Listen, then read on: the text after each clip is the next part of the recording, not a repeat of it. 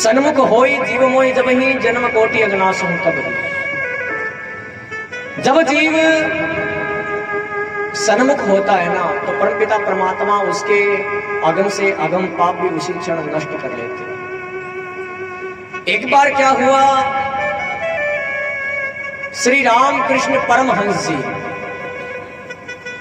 अपने शिष्यों के साथ में समुद्र के पास में टहलने गए। जैसे ही टहलने गए तो वहां मछली पकड़ने वाला मछुआरा उसने जाल डाला हुआ था। अब जैसे ही उस जाल से मछलियों को बाहर निकालने लगा तो उसमें अनेक प्रकार की मछलियां थी। कुछ कुछ मछलियां निस्पंद पड़ी थी,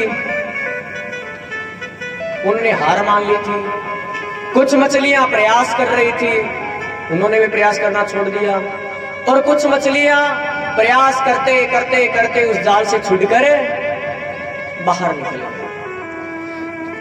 तो राम कृष्ण परमहंस जी ने अपने शिष्यों से पूछा, अरे बेटा यहां से कुछ सीखे, कोई समझ में आई बात? तो उन शिष्यों में एक शिष्य बड़ा प्रज्ञावान था। प्रज्ञावान मतलब कि बड़ा ही ज्ञानवान था। शिष्य ने कहा कि हे गुरुदेव मेरे कुछ बातें समझ में आई है। बोले एक बात आपको मैं बता दूं, साधक वही होता है जो रास्ते के ऊपर में रास्ते से अगर कोई चीज गुजरी है ना तो उस चीज को देखकर अपने जीवन के अंदर कुछ धारण कर लेना, साधक वही होता है। कथा हो रही है, सत्संग हो रही है, इस कथा से हर प्रसंग से जीवन के अंदर कुछ ना कुछ धारण कर लेना, वही साधक होता है। जो जीवन का अनुभव लेता है वही साधक होता है भैया, वही शिष्य होता है। शिष्य कहता है कि हे गुरुदेव मेरे एक बात समझ में आई है। बोले कौन सी? कि हे गुरुदेव इस संसार के अंदर 3 प्रकार के जीव होते हैं।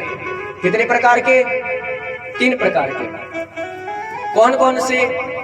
बोले हे गुरुदेव पहला तो होता है निस्पंद, जो निस्पंद पड़ा है,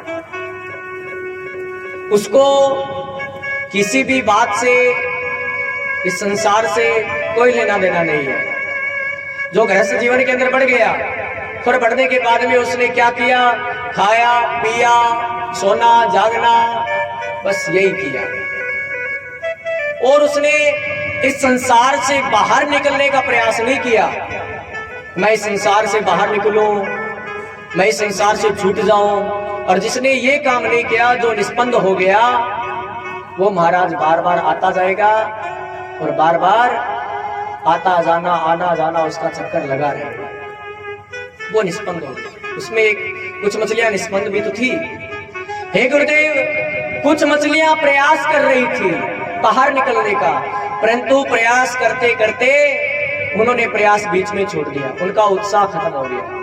हे गुरुदेव इस संसार के अंदर जीव भी कुछ ऐसे रहते हैं। ऐसे कैसे रहते हैं? बोले इस संसार के अंदर आते और संसार के अंदर आने के बाद में प्रयास करते हैं इस संसार से बाहर निकलने का, मैं इस संसार को छोड़ दूं, मेरा इस संसार के अंदर बार बार आना और जाना ना हो, प्रयास करते हैं। परंतु महाराज वो प्रयास बीच में ही रुक जाता है, उनका उत्साह वो बीच में ही खत्म हो जाता है, वो छोड़ देते हैं।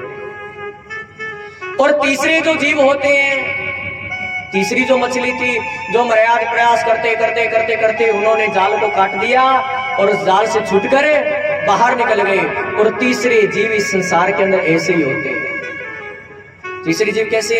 जो महाराज रोजाना नित्य प्रतिदिन कथा सुनेंगे, कथा से जीवन के अंदर कुछ धारण करेंगे और धारण करने के बाद में उस कथा के रास्ते के ऊपर चलेंगे, सत्संग के रास्ते के ऊपर चलेंगे, महाराज शास्त्र वेद पुराणों ने जो रास्ता बताया उस रास्ते के ऊपर चलेंगे, अपने जीवन को मर्यादित रूप से निभाएंगे, तो महाराज इस संसार से वो बाहर निकल जाता है, इस संसार को छोड़कर चला जाता है और उसका बार बार आना और जाना नहीं होता। हे गुरुदेव इस संसार के अंदर 3 प्रकार के जीव होते हैं। ये 3 प्रकार की मछलियां हैं और इस संसार के अंदर 3 ही प्रकार के जीव होते हैं। गोस्वामी तुलसी बाबा भी तो कहते हैं, विषयी साधक सिद्ध सयाने, त्रिविध जीव जग वेद बखाने। तीन प्रकार के जीव होते हैं। जैसे ये बात कही, और एक बात का विचार करना चाहिए यहां कि जिनके शिष्य इतने प्रज्ञावान हैं, इतने ज्ञानवान हैं, उनके गुरु के पास में कितना ज्ञान होगा, वो गुरु कितने ज्ञानी होंगे। तो गुरुदेव ने कहा हंसते हुए, अरे बेटा, इस संसार के अंदर एक मछली और होती है। तीन मछली तो थी परंतु एक मछली और होती है। कौन सी? जो महाराज उस जाल के पास में नहीं आती, दूर से ही चली जाती है। और इस संसार के अंदर भी वो जीव होते हैं। जीव कैसे होते हैं? उनको पता है कि यहाँ निंदा हो रही है, यहाँ ईर्ष्या हो रही है, यहाँ कपट हो रहा है, यहाँ पाप हो रहा है, तो उनको पता है, वो इस रास्ते के अंदर आते ही नहीं है। जैसे हम बाजार के अंदर जाते हैं तो बाजार से निकलने के दो रास्ते होते हैं, एक तो बाईपास जाता है और एक बाजार के अंदर से जाता है। जिनको बाईपास जाना है वो तो सीधे सीधे निकल जाएंगे, वो तो बाजार के क्रॉस ही नहीं करेंगे महाराज, बाजार को स्पर्श ही नहीं करेंगे, सीधे चले जाएंगे। और जो बाजार के बीच से जाएंगे उनको धक्के खाने पड़ेंगे, रुकना पड़ेगा, ट्रैफिक आएगा। उसी प्रकार से इस संसार के अंदर चौथा भी जीव होता है, चौथी भी मछली होती है। कौन सी? जो महाराज उस जाल के पास में नहीं आती, दूर से ही चली जाती है। और आज आप सभी को इस कथा के माध्यम से, कथा के बाद में घर पे जाना है और घर पर जाकर ये विचार करना है कि हम इस संसार के अंदर कौन से जीव हैं। निष्पन्द पड़े हैं या प्रयास कर रहे हैं, विफल हो गए, या बार बार प्रयास करे जा रहे हैं, छूट जाएंगे, या महाराज इस संसार के भवाटकी के दूर से ही चले जाएंगे। इस बात का विचार